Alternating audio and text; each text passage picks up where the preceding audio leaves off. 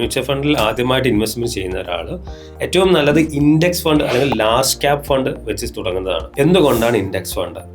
One of the biggest reason lowest expense ratio ആണ്.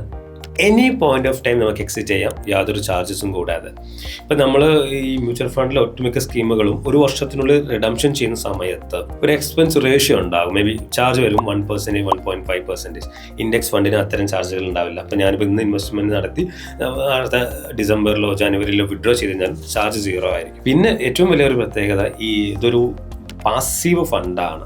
അതായത് bench മാർക്കായ Nifty സെൻസെക്സിൻ്റെ replication ആണ് ഇതിൻ്റെ ഇൻവെസ്റ്റ്മെൻറ്റ് വരുന്നത്. ഇപ്പോൾ നിഫ്റ്റി 50 എന്ന് പറയുമ്പോൾ 50 സ്റ്റോക്കുകളുണ്ടല്ലോ. 50 ഇന്ത്യയിലെ ഏറ്റവും വലിയ 50 സ്റ്റോക്കുകളുണ്ട്. ആ 50 സ്റ്റോക്കുകളിലേക്കായിരിക്കും ഇതിൻ്റെ ഇൻവെസ്റ്റ്മെൻറ്റ് പോകുന്നുണ്ടായിരിക്കുക. ഇൻഡെക്സ് ഫണ്ടും ETF-ഉം ഈ ഒരു സെയിം കോൺസെപ്റ്റിലാണ് പോകുന്നത്.